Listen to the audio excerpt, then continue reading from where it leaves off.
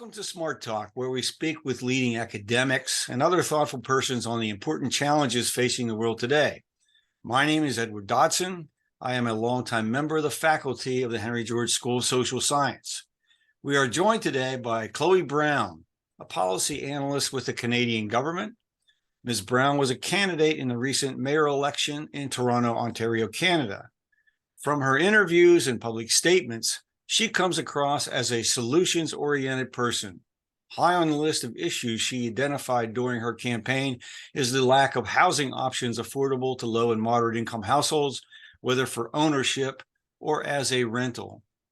Before exploring these issues with you, Ms. Brown, would you tell our Smart Talk viewers more about yourself and how your commitment to constructive policy changes drew you into the political arena?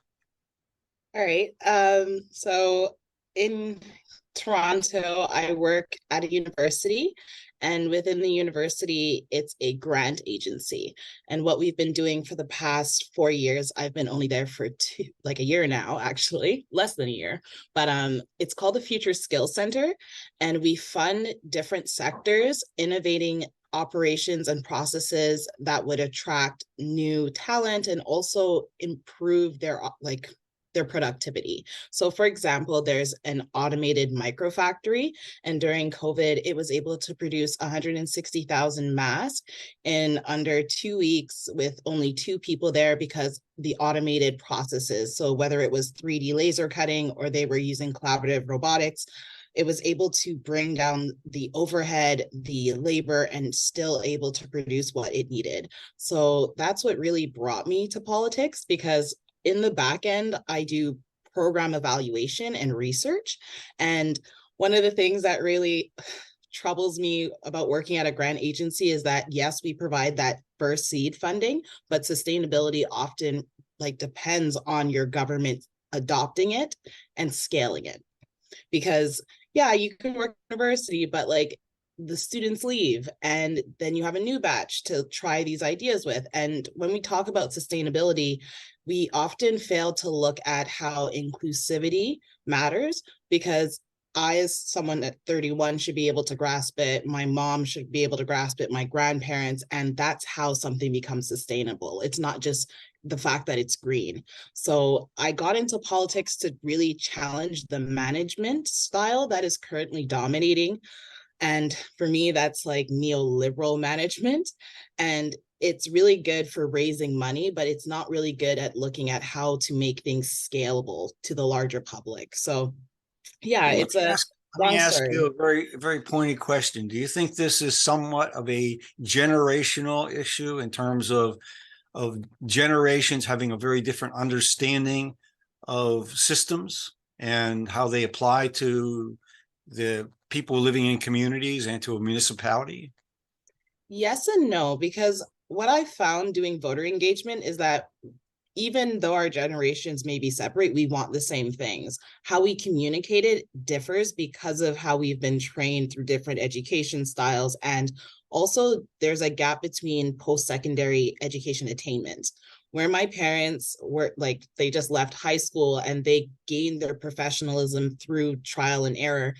I went through school. So it's I have this level of understanding of professional methodologies and principles that I try to apply on a wider range versus the pay your dues type of baby boomer mentality. And that also goes with housing, where it's yeah, we don't mind you being neighbors, but you earn your place to come into this neighborhood.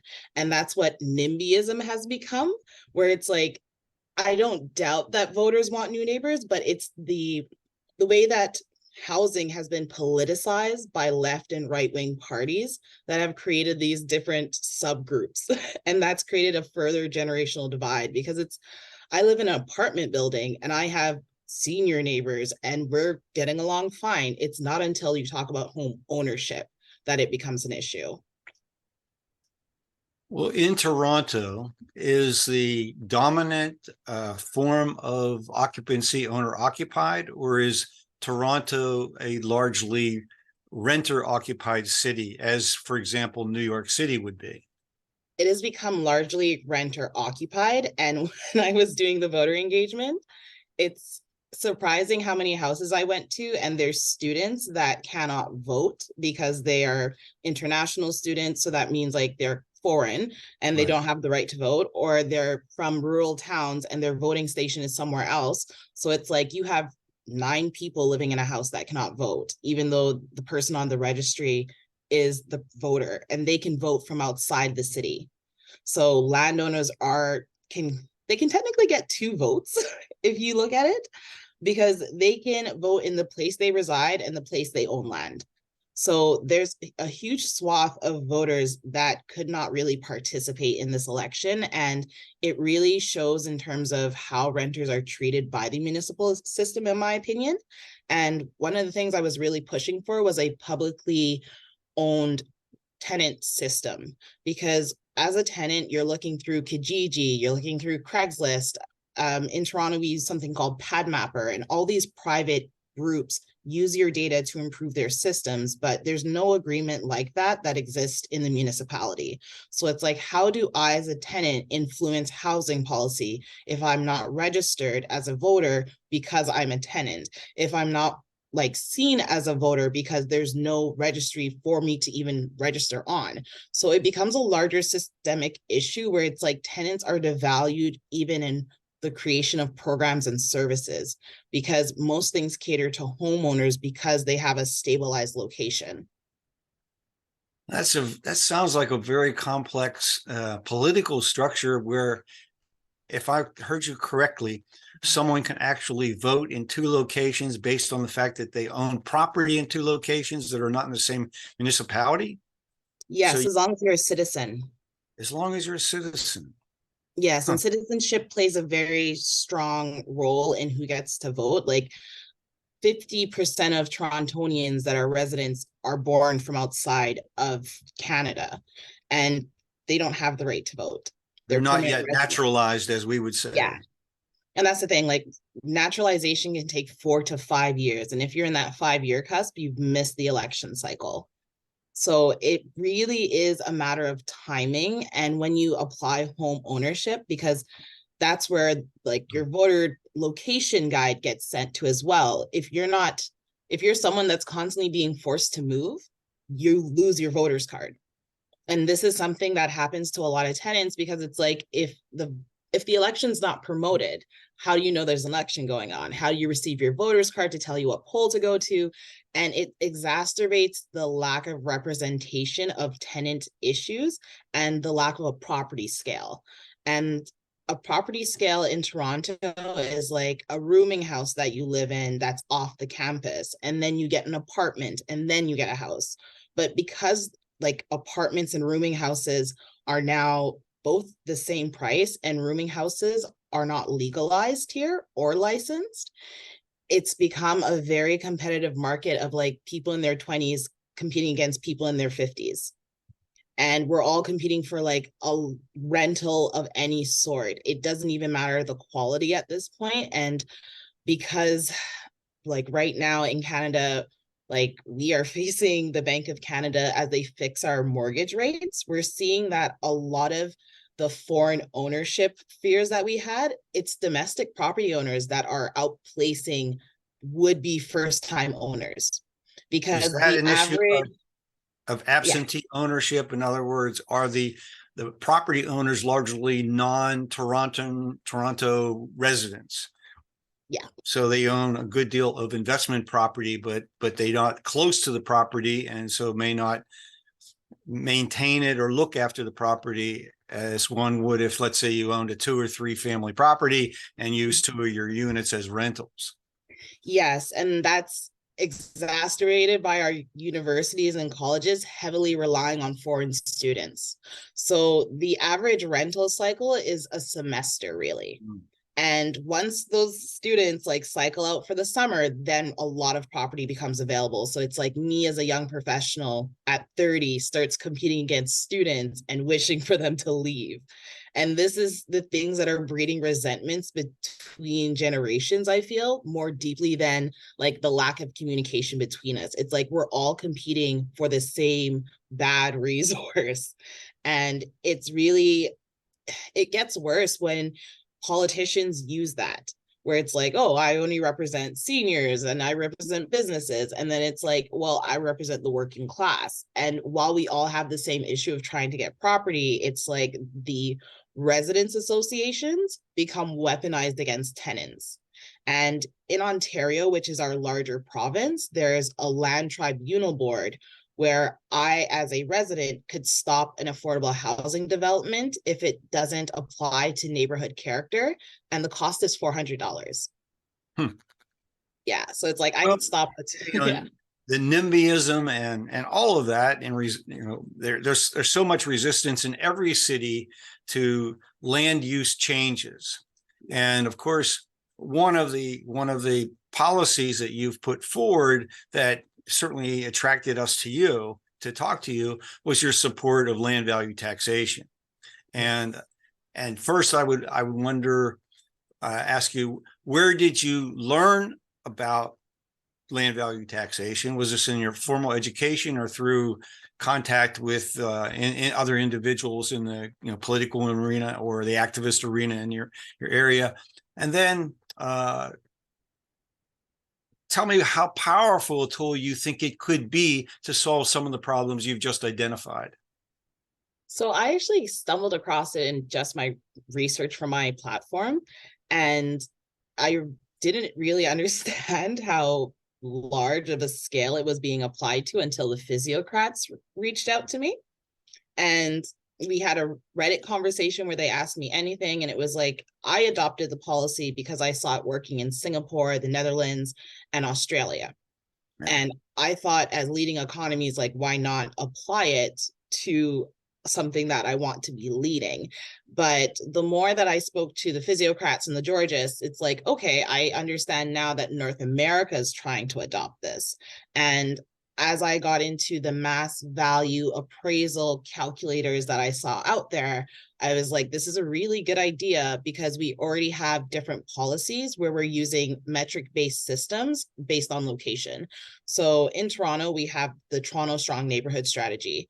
And the way that they were calculating funding for improvement was based on this metric system of how close you are to transit, healthy food stores, parks, etc. And my thinking was like, why not apply this to how renters understand why they're paying a certain rent, or why I'm paying this property tax for where I'm living? Because one of the biggest issues in Toronto is that the working class is subsidizing a large property owning group, and that's the universities, the nonprofits, the charities, the churches. Like they're they're huge here. Do those institutions pay a fee in lieu of property taxes, as is the case elsewhere? No. I mean, for example, in Philadelphia, the University of Pennsylvania has great advantage of all the public services provided, and other universities in other cities do as well. And they are tax exempt. However, they normally are willing to pay some fee in lieu of property taxes to compensate the community for the benefits that the university receives, the police and fire protection and all those other kinds of things. And that's not the case for you in Toronto. Not in the way that it works in the States. So one of the strange things about our larger region is that in some cities, there's more churches than there are housing. Mm-hmm. And when those institutions outstrip the residents, you have this imbalance in taxation. And this is where I was trying to pilot in Toronto, because we're the economic engine for the larger nation. And it's like, if we can do this here, why not look at it for other municipalities? And funnily enough, we looked at it for transit-oriented developments when we wanted to start building housing above our transit stations. The reason why it didn't get passed is because there's really large shift in our provincial government. So it was one of those things where it's like, yeah, it's a great idea, but the leader is gone. So we have to try something new now. And I think there's so much potential there, because when I look at how the Netherlands uses it to build their cycling infrastructure, how Singapore uses it to fund its biophilic mission, there's a really great opportunity to just look at land and then look at how you can build above it. And that's going to fix our housing crisis, because our shelters are full. We have young professionals participating in a lottery for workforce housing. And yeah, like we are pretty much at the end of relying on developers. We need better solutions, and like tax is the answer for me. So yeah, it's really just about removing the politics from land value tax, because a lot of people still don't even know who Georgists are. So it's like building that community around like tax fairness, bringing in the people that want social programs, letting them understand like land itself can be used better for taxation versus just land for development would be such a big step to making it feasible. Certainly a key to success is an assessment system that keeps property values up to date. I mean, this is one of the problems in many cities in the United States, where neighborhoods that are experiencing declining property values actually end up having the property tax being very regressive, because the reassessments do not fall at the same rate as the values are falling. And then in the other side of the market, property values are climbing, but the assessments aren't keeping pace. And so there is a distributional negative effect of really penalizing low and moderate income homeowners. And so I'm sure you're focused on that as well. And hopefully you have some allies in modernization of the assessment system, making sure that values are kept up to date. Now, there's a longer term issue that you may not be totally aware of, but you need to consider in terms of economics, and that is land value taxation conceptually is really the public collection of the rental value of land. And the more you collect of that value, the less there is of an imputed income stream to the property owner that can be capitalized into a land price. And so there is a long-term effect, if it's done right, that land prices will stabilize and then begin to come down. And as one of our colleagues in the UK, Fred Harrison, has observed, it means that middle-class property owners tend to be the primary beneficiaries of the existing system, and therefore will be very reluctant to accept land value taxation because it would basically, over time, if done right, would begin to eat away at their net worth, which is generated from land values rather than their housing value. Yeah. So that's just a consideration. I don't know if you've thought that through that far, but it's something I would point to you. Well, this is where we have to give homeowners like a little shaking, because it's like you pay for this in incarcerations when you have people that are homeless. You pay for it in hospitalizations. You pay for it in the fact that your kids don't feel safe on their way to school. And this is where like the crisis of conscience needs to come from politics, where it's like, how much money do you need before you feel safe? You know what I mean? Like, you can invest in security systems, buy a fence, buy security dogs, or you could just, delay gratification of profit. And that is something that on a larger scale is like post-capitalism, de-acceleration. Like, I'm hearing like the reducing growth.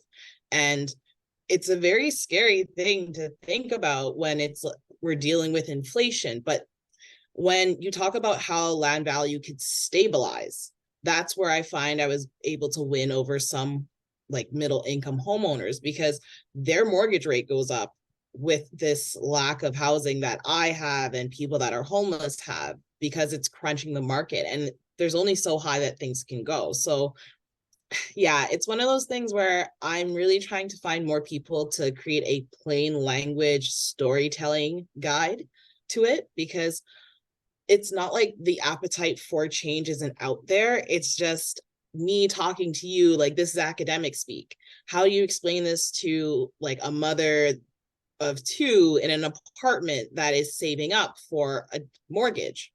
How do you explain it to like a young person? You know what I mean? Because even 18-year-olds are talking about like, how do I afford a house in the future? And one way is like telling them, instead of your parents going into their pension, a land value tax that we all collectively put into reduces that burden. And I think that's where a lot of us as academics struggle. It's just like we're reporters. Storytelling is not our greatest strength, but the more we tell stories about it, the more tangible this change becomes. Yeah. Here in the United States, the one story I would point to would be the success that the state capital in Pennsylvania has had, Harrisburg, Pennsylvania, which has moved over the decades to now, I think the rate of taxation on assessed building values is 1/6 of that on land. In other words, the rate on land is 6 times higher than that on buildings. Mm-hmm. And when the city of Harrisburg started that process, the city was in very distressed condition. Mm-hmm. And over the years, it has used the revenue it's raised to address a lot of its social inequities, its housing challenges, and many other problems that the city has had. So I think there's one city to look at. I did a little bit of research on your city's, on Toronto's mass transit system and its subway system. And I'm sure this is no surprise to you. It's gotten a very bad rating for such a large city as compared to other large cities. And so it looks as though the city is planning to expand it considerably. Is the planning commission aware that there is a potential for value capture with every new subway stop that's created? Is that something that they're now aware of, and that this is a potential source of an enormous amount of public revenue? So the report I read from Metrolinx, that is the agency that had to change its direction because leadership changed. So it's the same transit agency. It's all a matter of political will to do it. And right now we're actually facing a potential general strike because our premier is using this notwithstanding clause to override constitutional right to strike. And our transit agency, the buses, at least, they're on strike. So this is where political will gets in the way of good policy. And that's one of the reasons why I ran for mayor, because some people are like, why didn't you just go for councilor? And it's like, because council's not even big enough for what needs to happen. And yeah, they know about the potential of it. It's just the commitment to low taxes is really what keeps our whole country in a stranglehold. We're very risk averse. So it's like, oh, the idea of raising taxes is so scandalous, but we can't escape the fact that our taxes fund our public services. And a lot of our public services are the rails, the hospitals. Like, it's one of the frustrating things about Canadians, if I have to be honest. We want really top quality things, but the price tag is always sticker shock for us. So, well, we share that with you. I mean, in economics, the term free rider is widely, shared. Everybody wants the benefit to come, and the cost to be passed on to some other layer of government or some other group of people. I mean, that's just human nature. But it seems like, if your subway system is undergoing a potential for expansion, and you're including transit-oriented development, particularly of mixed-use housing around those new transit stops, that's a ripe market to really introduce land value taxation. Even if it can't be introduced citywide, it could possibly be introduced in those particular zones. Maybe, if they can be declared, if the transit-oriented development could be categorized as a enterprise zone, then they might have some possibility to win some political votes there. Yeah, and this is the problem with taxation when it comes against zoning, because we have a lot of rural land that we use for farmland. Some want to change it over for development right now, and that's where we're having a lot of resistance. Well, Like, none of us wants more sprawl than we already have. yeah. That's And that's like, it's one of those frustrating things where it's like Toronto subway is expanding, but the province is expanding regional rail through municipalities, and municipalities along the route are rightfully upset because the province is trying to pave through farmland. So there's like a two-prong barrier to getting land value tax right now. Like, our premier is just very resistant to enacting any changes that would upset his voter base, but mhm. his donors are real estate developers. So he has found himself between a rock and a hard place, because we desperately need a different mechanism for funding transit. In Toronto, we have the lowest subsidy because the federal government doesn't subsidize it, neither does the province. But rail expansion is funded by the province and the federal government. It's operations and maintenance that really kills the quality of public transit here. So there's revenue sharing for building the systems, but no revenue sharing for operating the systems. Yes. Yes. Yeah, it's You'll always notice that the issues that you face, we're talking about, they're so common. All of us have been working on these kinds of challenges, for forever. I mean, I spent 20 years of my working life at Fannie Mae in the United States, working on affordable housing initiatives. Mhm. And around, I retired in 2005, and about 2001, I convinced our senior people that land value taxation was a key ingredient for expanding the supply of affordable housing in the country. And they sent me around giving talks on it to stakeholder groups. And so I've had this great experience of speaking to people who were in the activist community, development community, and public office, and finding how little they really understood about how the markets work. They had biased positions and found it very difficult to move off of those biased positions by any insight that you provided. Occasionally, there were people who actually listened and understood that I would make the case housing is a depreciating asset. Yeah. When I was a banker, when I was lending money to people to buy housing, we gave them a 30-year amortizing loan because 30 years is about the life expectancy of a house. If you don't constantly put money into it, and every 10 years you have to replace the systems and really renovate it. So as a lending institution, we expected the house to depreciate pretty considerably, but we loaned money to enable people to buy the land, and that unfortunately helps to fuel land price increases, because when credit's widely available for land purchase, then the seller can use that as a way to say to the buyer, well, you can get mortgage financing. And the problem is today, I don't know what your median housing price is in Toronto, but in the United States, it's well up to close to $300,000. And you're asking a young adult family to borrow close to $300,000 and carry that debt for 30 years. What happens if there's a blip in the economy and you have unemployment? All of a sudden, as is occurring in the United States, you have not just hundreds or thousands, you have hundreds of thousands of people defaulting on their mortgage loans and ending up where? Yeah. No. We're actually about to see that play out here, because as I had said earlier, domestic home, like multiple home ownership, is a huge problem here, like 46%. And yeah, the Bank of Canada keeps rising the rate.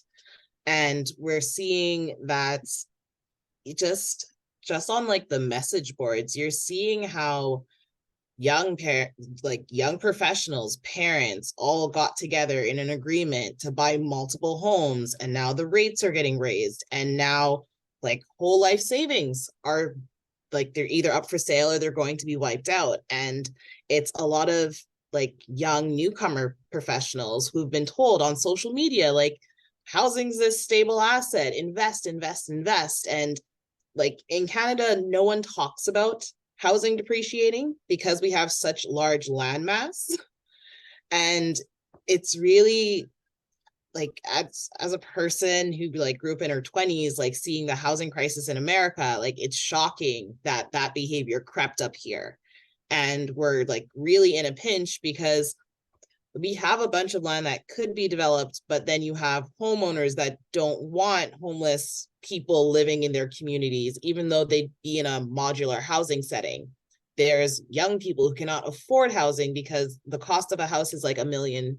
Like I went to look for even a condo and they said, okay, like your little down payment of $30,000 needs to be like so much higher. Like, and it was maybe a 500 square foot condo. It's everything's becoming so unattainable.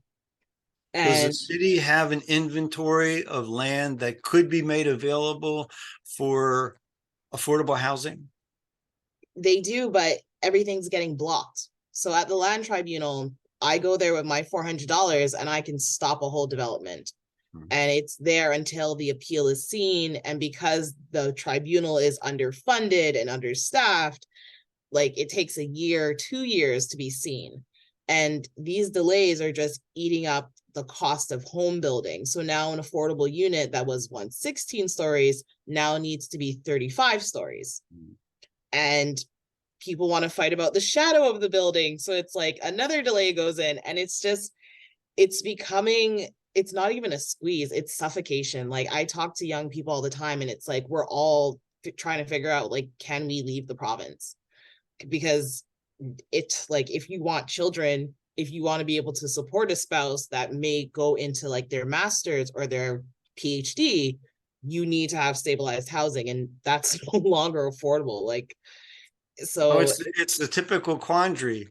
As long as you don't need to work, you can find affordable housing in communities where there are no jobs available. But where jobs are available and where they're plentiful, the demand, for land and for housing just outpaces the ability to put new housing units in the market. I've been to Toronto. Had a wonderful tour there when I visited it about 2 years ago. I didn't really notice vacant housing, but is there a portion of the housing supply that is, again, absentee owned, that's sitting vacant? yes, they're the condos. You can't see them from the ground. Yeah. And this is where it also becomes problematic for the city to have a vacancy tax, because to enforce it, we would have to read the water and the gas meters. Those are regulated by the provincial body, so the Ontario Energy Board. And we don't have a data sharing agreement with them. So it becomes a whole other bureaucratic nightmare. And like the enforcement of a vacancy tax has been used in the West Coast in Vancouver, and they've been able to generate some revenue from it. But unless you're looking at the land that is being held empty, and there's a lot of them, if you go into the west part of Toronto, there are just landowners holding out for corporate developers to up their price. And without incentive, that land's not going to be developed. So it's like, even though Toronto is the largest social housing owner in like North America behind New York, we have a backlog there. And unless they address that backlog, they can't purchase new land. So we become a snake eating our own tail. And it's really frustrating because for me, the land value tax made the most sense. Like where it's working great. And the idea of being able to reduce speculation is such a huge issue across all income levels. When you talk to like even like upper middle class parents, if they have a child that has a disability, they need accessible housing. If that doesn't get built, no amount of money is going to make them feel safe about leaving their child with a disability to the system. You know what I mean? And this is where the complexity of income and housing needs more entanglement, because it's like, I could be making $250,000, but if my child's disability isn't covered by public health care and I can't find an accessible housing builder who deals in modular housing, like, what am I going to do? That $250,000 doesn't really mean anything, because I'm going to really have to start paying a lot more private contractors. And if I'm a parent that doesn't know home building, I could get ripped off. So yeah, it's one of those things that requires more community work on my end, where it's just like, I'm trying to let people understand, like, we can change taxation. Like, no, we won't. And that's the thing, the tax system is so untouched that if you mention touching it, people are like, anarchy, complete anarchy, you're a socialist. And it's, I don't know how to break down that wall, because it's like, tax season only happens when we want our returns. We don't engage with accountants. They're kind of demonized up here because they audit. That's how we see them. Finding allies who understand the nature of the problem and the role that the policy solutions you offer is the real challenge. And I know from my experience and colleagues at the Henry George School and around in the United States, the activist organization is called Common Ground USA. And there are chapters in a number of cities and states that lobby, agitate for change in legislation. And in the United States, in many states, the problem is it requires a constitutional amendment to the state constitution. Yeah. I wonder if that is a level of obstacle that you face as well in the province of Ontario. So recently, the premier gave our mayor strong mayor powers. And what that means is that they can override parts of the City of Toronto Corporation Act. And that has caused so much drama in in municipal politics, because it's like every councillor should have a vote, but if the mayor gets to override the council, what is the point? So the mechanism exists. Will the mayor use it is another question. Will the premier allow the mayor to use it is another question. And it's, yeah, we've got 2 co-mayors in Toronto. And yeah, it's complicated things, but like it's there. It's just both of them are too scared to pull the trigger. So yeah, it's just, and that's the thing, like, you have to nudge them and become a goon. And I don't want to do that. It's against my analyst nature, but that's what it's coming to. Well, I wonder if this experience running for mayor has changed your view of what level of office you might want to pursue. You've had an opportunity to speak directly to the voters in Toronto and have a certain level of support. Yeah. Is this a stepping stone for perhaps another opportunity to get into a decision-making position? It's such a big question. Right now, I'm looking at how to use participatory budgeting to take my platform and make it into 1,000 participatory projects. I think one of the biggest challenges for me as an analyst is realizing, like, civic education is, the quality of it is not really that great. Even though, like, I love government and policy, like, people have such a strong aversion to it that it drives them to not vote. And the only way to counter that is to be more active. I don't know if that means being a politician or just like running my own workshops, but I'm really just focusing on, like, how do you make that like government more relatable? And it is just voting on projects, looking in your community and figuring out, like, how do you convince 30, 50 people that this needs to change? And that's really what got me started in government. Like, I was 20 and I needed housing, and I registered for social housing, not realizing there was 100,000 people on the wait list. And that like blew my mind. So it's like, I'm trying to use participatory budgeting because it's like we have a model for it in our social housing communities already. They get $800,000 every year to choose different improvements for their building.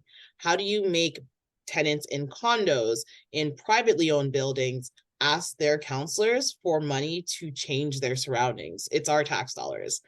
And just breaking down that level of, I think, fear between government and like your everyday life is where to start, because like since 2016 people have been really like polarized because of the way that political branding has become like sports teams, where they're like, yeah, it's us or them and you got to kill the other guy, and it's like, dude, like it's a neighborhood. You know Now, what I is mean? in your view, is from what you see in our news here in the United States, is that divide as intense in Canada as it is here? Oh yeah, it's getting there because we're honestly, we watch America for guidance. We watch a lot of places for guidance before we act. And that's a part of us being risk averse. We're just like, okay, let's see how John does it or Steve. And if he breaks his leg, we won't do it. But that attitude is really, it's really eating at our culture, because we used to be in my opinion, I grew up with a lot of low level community activations where it's like barbecues outside, street hockey, like those things started to disappear once the capitalist conservatives were just like, we need to save money. We're canceling the arts, shop classes, home ec. Like they destroyed everything when I was 7. So we're really just trying to get back to, just being neighbors, because I think we've had enough time to watch the fall of January 6th and be like, we're not, we don't have the guts to overthrow our government. We even had our small one here with the truckers convoy. So it's like, yeah, I think we're at a time as Canadians where we're just really reevaluating, because we're watching, and with the midterms that just happened, it's like it sets a whole new bar for us. And if we want to even boast, like we have to change the way we're doing things. And this is why the general strike that's happening that may happen right now is so big, because it started with the premier underpaying education workers, and they're only getting paid $40,000 a year. If all of us stand up for that, like we can start standing up for different things. So yeah, we're just, Well, correct me if I'm wrong, but yeah, am I correct that in Canada there is proportional representation at the federal level? no, we're fighting No, for it. we're fighting for it. Yeah. The federal government said that they would look into electoral reform in 2014. That didn't happen. We gave them a second chance. We're very forgiving for all the wrong reasons. And yeah, this is the second time the premier's held office.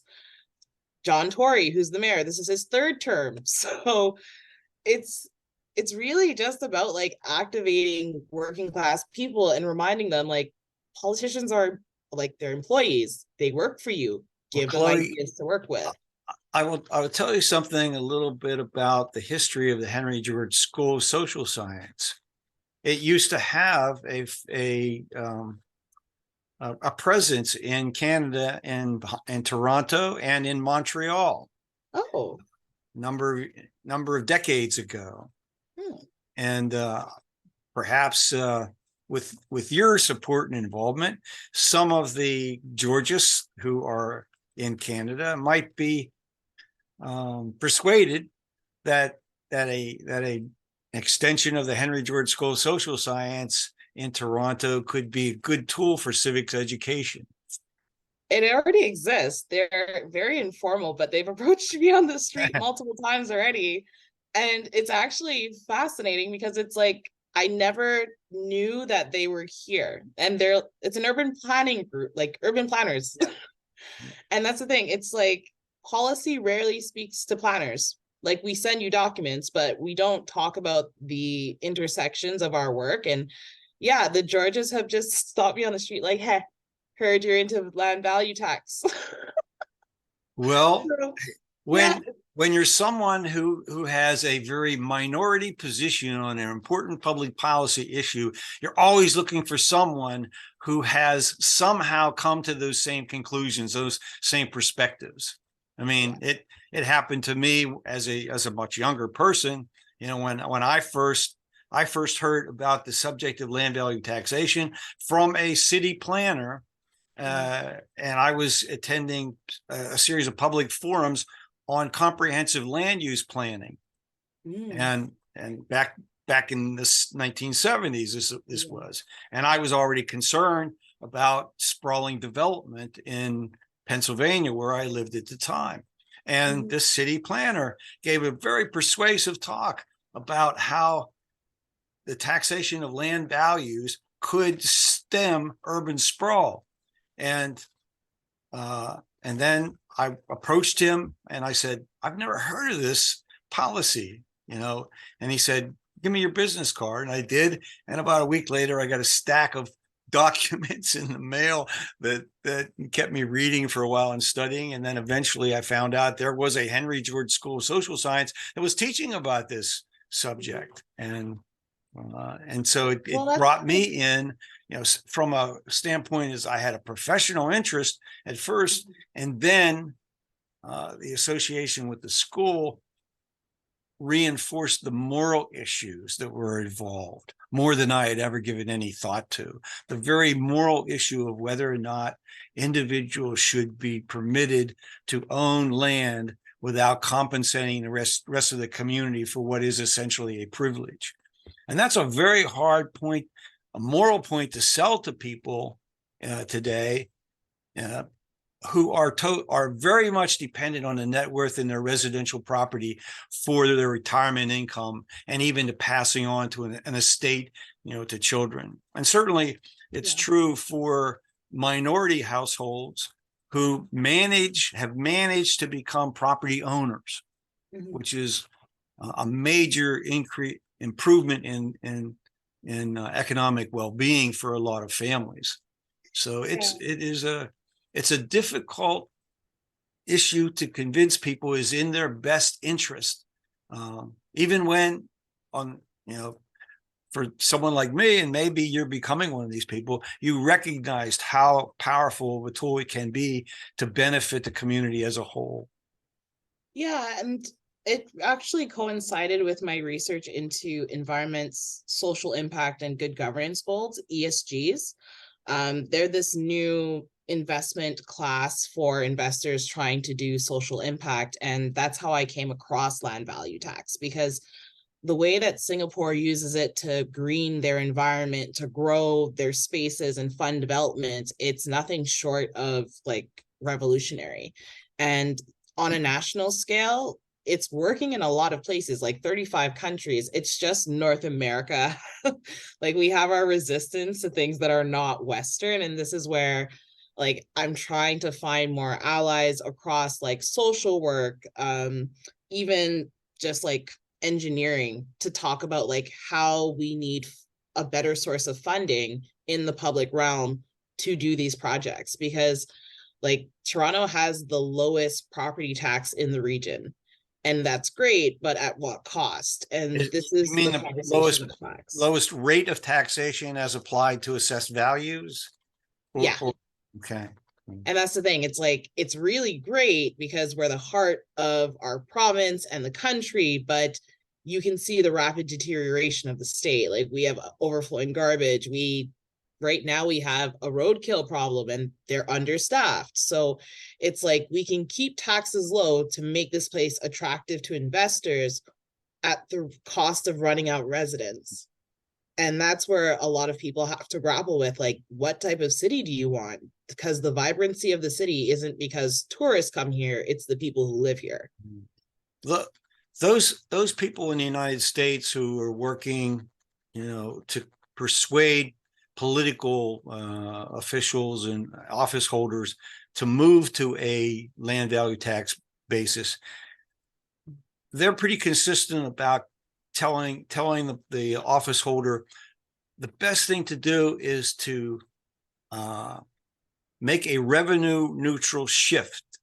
So people who are paying heavy income tax or wage taxes in the community. Instead of just saying we're going to tax land values, talk about two things. One is we're going to reduce the taxes on the value of your home or your office building or your warehouse. And if we can, we will then use the additional revenue that we raise to reduce wage taxes or even business profits tax. Man, there are now 6 states in the United States that have moved to a graduated gross revenue tax on businesses. I think New Hampshire is one of them, and I forget the others. But there's a good deal of analysis that shows that a graduated tax on gross revenue will benefit small businesses considerably over a business profits tax. So my only point to you is that packaging the idea of raising more revenue from land values can be packaged with, okay, we're not going to raise taxes, we're going to shift the tax base because there are so many economic benefits in doing so. It's all political will in the end. And that's the thing, like a lot of these political legacies have been established on, I'm going to lower your taxes and shrink government. And it's about helping voters wrap their mind around, like, you can shift the tax burden and we can all contribute and all get what we need. That's what I'm really trying to help Torontonians deal with, because our minds are in recession, inflation, keeping everything low so I don't have to pay more. And it's like, you're only paying more because it's not leveled. And yeah, this is where you send me what you've got and I will try and get it to the masses. But I've got another meeting I've got to get to soon. Yeah, So I will let you go with just this observation that I know you totally agree with.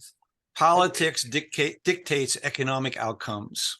And if we don't get our politics right, we will never get the right economic outcomes.